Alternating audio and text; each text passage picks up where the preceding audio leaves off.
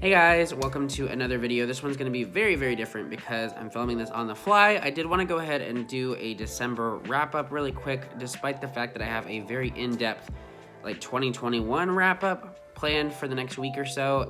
But I did want to just talk about all the books that I actually did read in December rather than just not telling you guys what I read. So let's jump into the books. I started off the month with The Lincoln Highway by Immortals. It was amazing, so good. If you haven't seen my year-end list video yet, it did make it on there, and so definitely go check that out. It was a 5-star for me. Totally lived up to my expectations. After that, I started a reading vlog in which I went through the 5 Book of the Month subscription boxes, Book of the Year nominations, and I read all of those back to back. I started with Malibu Rising by Taylor Jenkins Reid. That got a 4.5 from me. It was really good.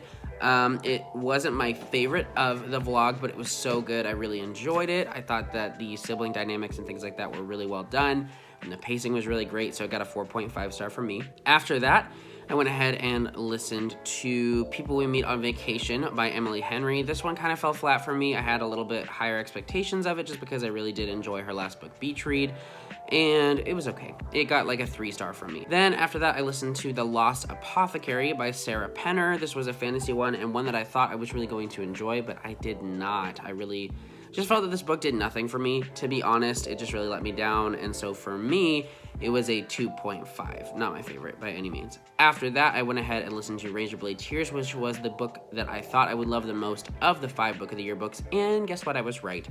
Razorblade Tears was incredible. This book also made my year-end list, so go check that video out, but this got a 5-star from me. It was so fast-paced and thrilling and moving and just incredible.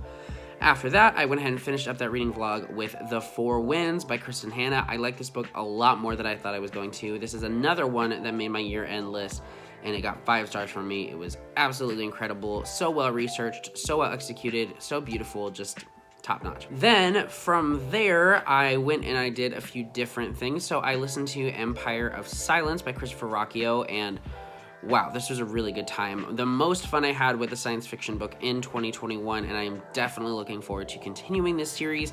I'm not sure if I'll do a full review, or maybe I'll wait until I've caught up with the series and do like a series review of them.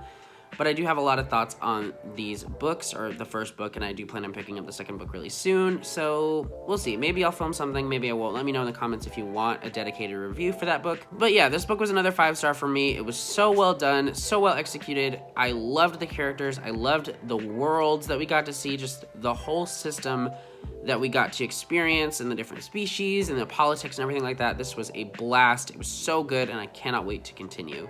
Then I did manage to finish 2 more books in the last 2 days of December, those being Bewilderment by Richard Powers. I started this book back in October, and I put it down for a while just because I wasn't really feeling it, but I decided to go ahead and finish it before the year was over, and it was okay.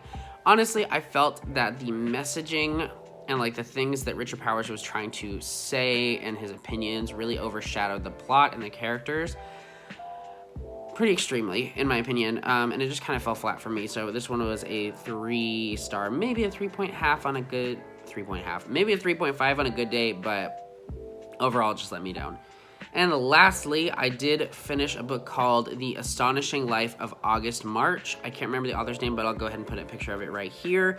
This book was a lot of fun, honestly. This is a historical fiction book about a boy who doesn't know who his parents are. He's born and raised in a theater, and he has to hide out in the theater, and he's raised by one of the stagehands and things like that. It's very comical, very exaggerated, very ridiculous. But I thought the dialogue was really funny. The audiobook is really well narrated. My only complaint about it is that I wish the story had done a little bit more. It doesn't really feel very impactful, and I don't really know that there was a solid plot to it. However, I really did have a good time with it. I thought it was really well done, and it was just a lot of fun. And so for this one, I give it a 3.5, maybe a 4. But those are all the books that I read in December. I know I normally do a much longer and in-depth and more professional looking video for my wrap-ups. However, I have so many videos that I am working on and that are coming out. I just didn't have time to do all of that, and so I did just want to make this one really quickly. But yeah, I had a great reading month in December. Honestly, one of the best reading months I've ever had as far as my enjoyment level goes. And I am just really excited to see what 2022 holds. But like I said, keep an eye out for my 2021 wrapped video. It's gonna dig a little bit deeper into my reading stats and the genres that I read and things like that, and it's just really interesting. I liked looking into all the stuff that I read. I thought it was really eye-opening, and it's helping me kind of mold my reading plans a little bit more for 2022 now that I can reflect back on all that I read in 2021. But thank you guys so much for watching. Make sure you stick around. I post videos every Tuesday and Friday and sometimes on random other days like this video. And yeah, hope you guys have a great day. Thank you so much for watching. Bye.